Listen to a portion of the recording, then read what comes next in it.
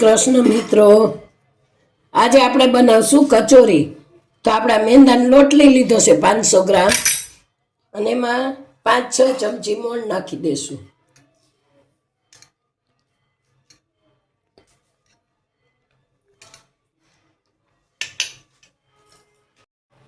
અને સ્વાદ અનુસાર નિમક.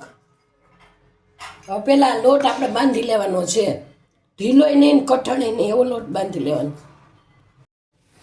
આ રીતે આપણે મિક્સ કરી લેવાનું છે. તેલ ને નાખ્યું છે મોણ. આમાં અજમો પણ નાખી શકાય, પણ અમારે કોઈ ખાતું નથી તો અજમો નથી નાખ્યો. રીતે આપણે લોટ બાંધી લીધો છે. હવે આપણે બટેકા બાફવા મૂકી દેશું. ખજૂર આંબલી ને 1 ચમચી મેંદાનો લોટ નાખ્યો છે. પછી આની ચટણી બનાવી લઈશું. આપણે બટેટા બાફવા મૂકી દેશું. થોડુંક નિમક નાખી દેવું અને પાણી. બટેટા બફાય ત્યાં આપણે વટાણે 5 મિનિટ આમાં બાફી લેશું તપેલીમાં. સેજ નિમક નાખી દેવામાં. અને આમાં જો આ બધો મસાલો તૈયાર કરી લીધો છે. આદુ, મરચાં, ટમેટાં, લીંબુ વઘાર માટે. વટાણામાં આપણે થોડુંક નિમક નાખીને 5 મિનિટ બાફવા મૂકી દઈશું. હવે આપણે વઘાર કરશું. જો બટેકા બફાઈ ગયા છે અને વટાણા બફાઈ ગયા છે, તો સૌ પ્રથમ આપણે તેલ નાખશું. આમાં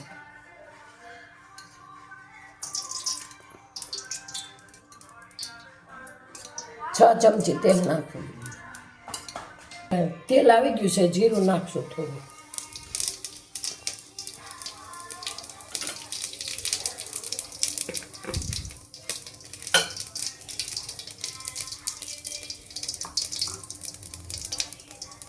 હિંગ નાખી દઈશું. સૌ પ્રથમ આપણે લસણની પેસ્ટ છે, આદુની પેસ્ટ છે,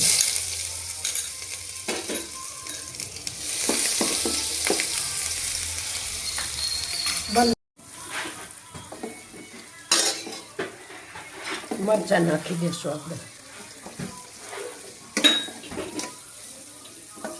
ટમેટા નાખી દઈશું.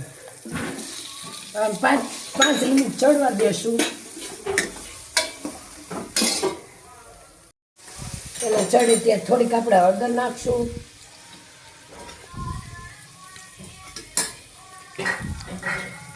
થોડુંક લાલ મરચું નાખશું. નિમક થોડુંક જ નાખશું, કે આપણે બટેટામાં બાફેલામાં નાખ્યું હતું એટલા માટે.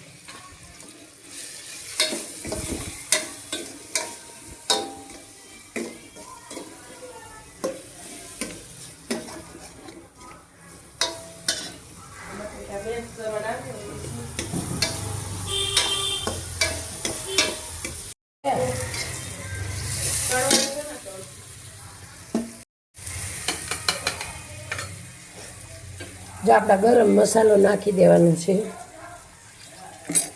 અને આમચૂર પાવડર છે.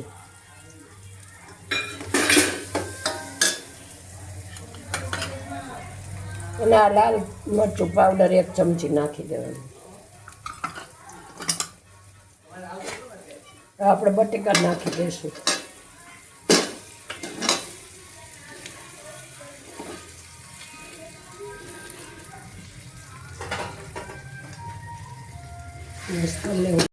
નાખી દઈશું. 1 ચમચી ખાંડ નાખીશ. મેં મિક્સ કરી લઈશું બધું.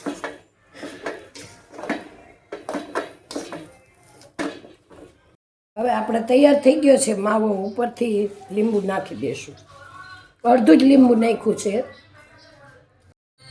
આપણે ઉપરથી કિસમિસ થોડીક નાખશું.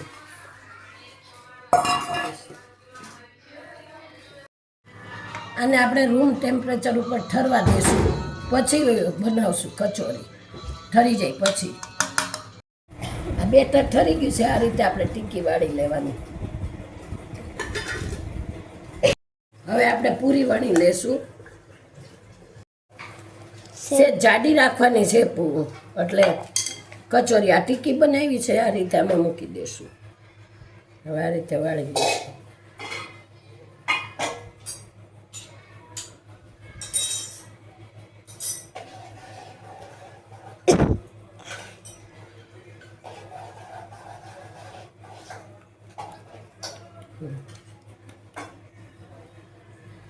આ રીતે બધી આપણે સરખી પેક કરી દેવાની, નતર ખુલી જશે.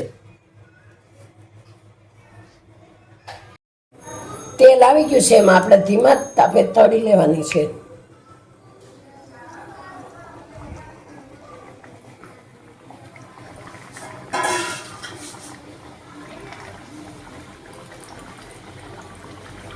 ધીમી આંચ કરી નાખવાની છે. તો આપણે ઉપરથી નાખશું ખજૂરની ચટણી અને કોથમીર. તો ચાલો કચોરી ખાવા.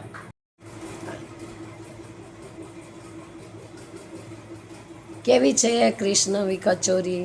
બહુ મસ્ત, તમે પણ ખાજો, બહુ ટેસ્ટી.